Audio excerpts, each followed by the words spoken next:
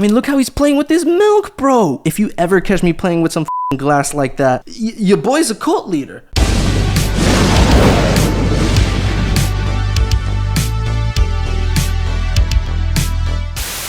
What's up, guys? My name is Enzo, and today I'm going to be telling you guys my favorite VHS tape in the entire franchise. I mean, ever since the first movie came out in 2012, my friend showed it to me, and that one segment with the girl in it freaked me out. And ever since, I've been a huge fan because I love horror. But at first, we only got 3 movies, and then the third one was trash, so it kind of killed the franchise for a bit. You know, we went on like a 7-year hiatus until VHS 94 revived the whole franchise. And how crazy is it that we're actually gonna get another installment in this franchise in 2023? That's nuts. I would have never thought this franchise would have got 6 movies deep if you would have asked me way back in the day. That's crazy. So in celebration of VHS 85 coming out on October 6th on Shudder, I decided to talk about my favorite segment in the entire franchise, just because it's hard to pick your favorite movie in the franchise. There's also different, there's so many segments. So I decided to pick my favorite segment, which has got to be Safe Haven from VHS 2. As soon as I got done watching that segment, I knew for a fact that that was one of the scariest, most well done pieces of horror I've seen in a very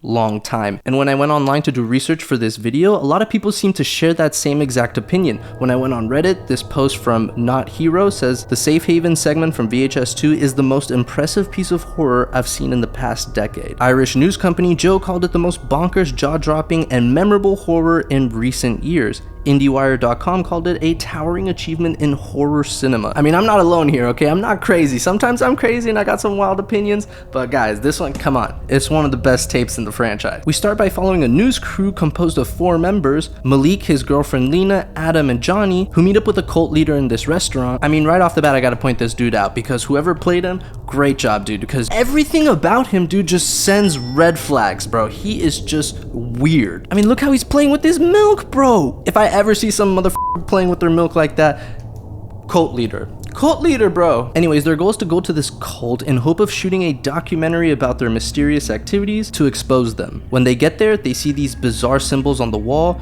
There's school children in classrooms. Women are dressed in white garments. That's another thing I gotta point out, is that this whole segment feels so real for some reason. And that's the whole point of found footage. Found footage is there to add that extra layer of realism to make it feel like we found somebody's footage and this is all real. And I think having the segment be in Indonesian helped with that, just because like when something's not in English, for me it makes it automatically feel more real, because I know it's not like, it doesn't feel like actors are playing something, it's just these regular people doing a documentary. Another thing I want to mention is that the location, it being in Indonesia for some reason, makes it feel scarier. I don't know why. That part of the world makes it Asians are just good with horror, man. I don't know what it is, man. Y'all guys are scary, bro. And it feels more foreign and alien and just something bizarre that happened in some other part of the world. Then Malik's girlfriend excuses herself and then starts talking with Adam, and we find out that she is pregnant with his baby. And I gotta admit, this is the one part I wasn't a huge fan of, just because it's like this story that's happening in the background, and maybe if it was a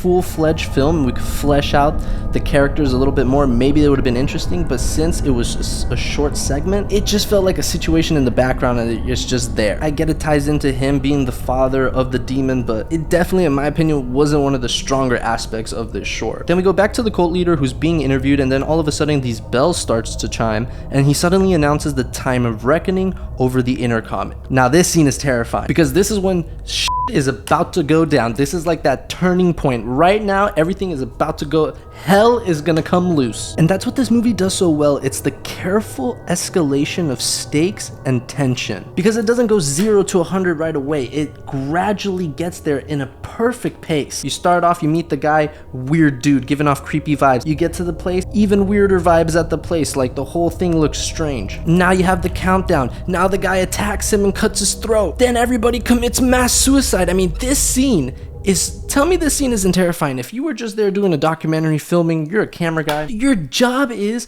all you gotta do, set up the lights, make sure the equipment works. That's it. You sign up for the job, that's what's in the description. No one said there was gonna be a demon and mass suicide, cult, religious ritual happen. None of that's in the description. And you're there and you see everyone just off themselves.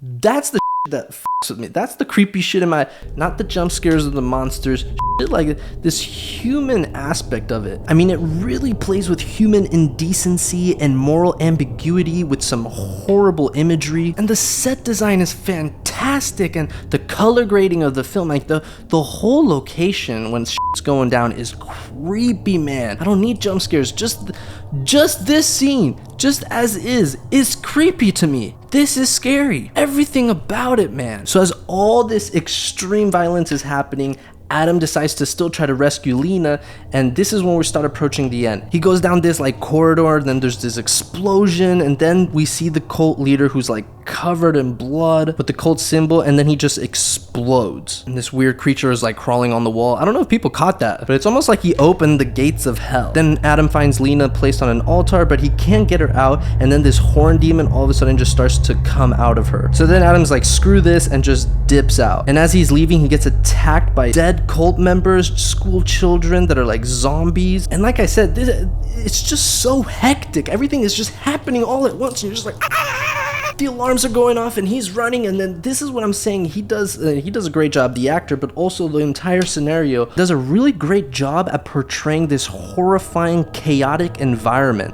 that's happening on in this violent ritual that's taking place. I mean, I could feel it when he's trying to get in his car and he's like breathing heavy. He's like, ah, and then you can hear the freaking monster, and then he's trying to like run, and then the thing just hits him and it cuts out. This would have been the perfect ending. That would have made this segment literally 10 out of 10, perfect from start to finish, but they had to ruin it. They had to ruin it, bro. The last scene, I'll give it to you. If you hate this segment, I give it to you. This last scene was awful. The monster was so good and effective up until that point, because you kind of see him in the corner of your eye for like a split second as the camera's moving, so you can't tell the design is that bad. But when you see that close up and he's like, bop, and you're just like, oh, man. You were so close. You were so close to being perfect, but guess what? Nobody's perfect. So it's still my #1 favorite segment in the entire VHS franchise. Comment down below, do you guys agree? Is this the best one? Is there another one out there that you think is better than this one? Comment it down below. Are you guys excited for VHS 85? Because I sure am. Halloween season's coming around. Five Nights at Freddy's is coming out, bro. The content is gonna be good, so subscribe if you're not already. Leave this video a like, and as always, I will catch you on the next one. Peace.